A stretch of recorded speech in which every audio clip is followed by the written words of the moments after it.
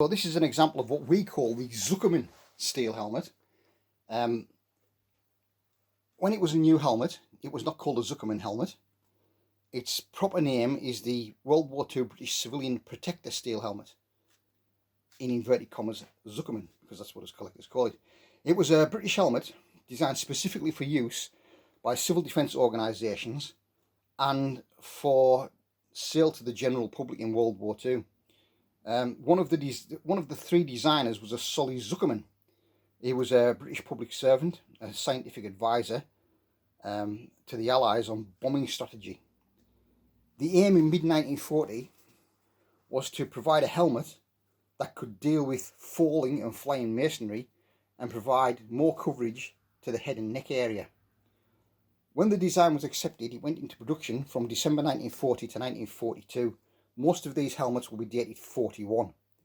Made from pressed mild steel or manganese steel in two sizes. The shell's in two sizes, medium or large, and I think the liner is in 9 sizes. The high dome was to allow the helmet to withstand impact and have a certain amount of crush space and protect the wearer. Many have single holes to the rim, front and back, which there's a little bit of argument as to what these holes are for. Now, like the Mark II number 2 helmet, some people believe that these holes denote that it's a non-combat helmet. However, some people are of the opinion, so as it comes round, it's got a hole there in the back and it's got another hole in the front. Some people, however, are of the opinion that a stack of 10 of these helmets in storage when they're made, wire is passed through the holes and wire them together for transport. So it's still up in the air as to what it's for. But what people used to do at the time, they used to put a bit of string through and use it to hang it up with. The helmet liner is made of leather and webbing. It's not the same liner used in the Mark II helmets. It is held to the shell by a lace passing through pre-drilled holes, and loops were added to attach a chin strap. But no chin strap was actually issued with the helmet. But it was found that the Mark II helmet chin strap fitted. So most of these you'll find with no chin strap.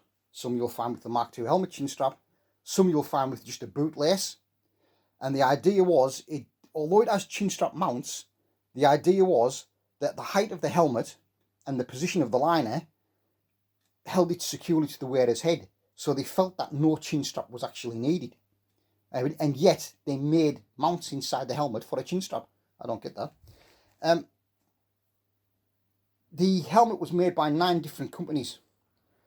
And they're all stamped inside the helmet as to what the company are. So one stamped AMC would be the Austin Motor Company of Longbridge. BMB, Briggs Motor Bodies of Dagenham. EC & Co would be E. Camelinat & Co, Birmingham. JSS, Joseph Sankey & Sons, Bilston. There's one marked PCH, which nobody knows what it is. One marked RO & Co, Rubery Owen & Company Limited of Leeds.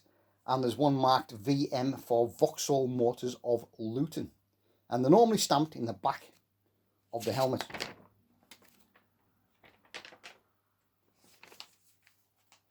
As well as being an issue item to the civil defence organisations, the helmet was also offered for sale to the general public for 5 shillings and 6pence each, which equates to about £20 in today's money. The fire service was the only organisation that did not accept this helmet. They preferred the normal civil defence Mark II helmet. When these came out the factory, they were originally in that grey colour, so that's the original factory colour. And then when it went out to its organisation, they usually overpainted them and put their stencils on. For years and years and years, collectors would not touch these helmets. They could be had for as little as £2. But like with anything else, they're now getting hard to find in really good condition. This one is stenciled FG for Fireguard, which was a civil defence organisation. And fire guards used to be based on rooftops in factories to watch for bombs causing fires. Now, the fire guard organisation objected to being called fire guards because that gave the impression that it was something that stood in front of a fire, as in a fire guard. So the name was changed to FW for fire watchers. So they liked the name fire watchers but hated the name fire guard because a fire guard stood in front of a fire. A fire watcher watched out for fires and reported on them. So FG eventually became FW.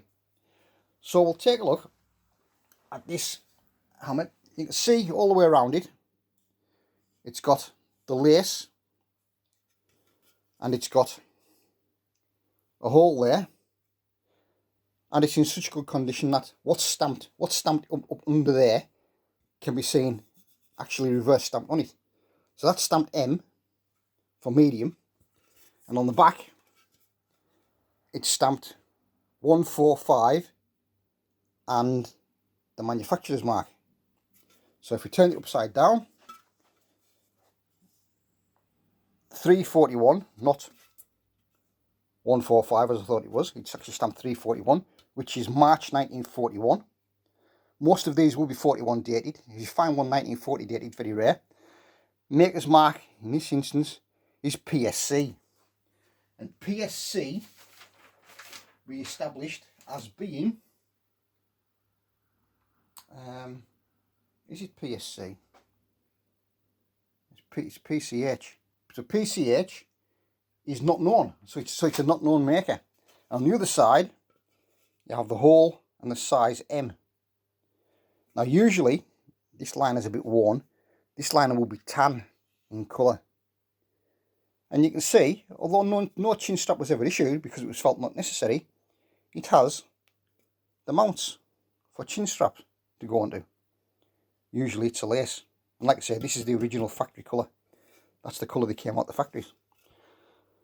So a nice civil defence, what they call a zuckerman pattern helmet. But at the time, it was never called a zuckerman helmet. It's the British civilian protective steel helmet. Good ones are now fetching really good prices. Bad ones, really not worth bothering with.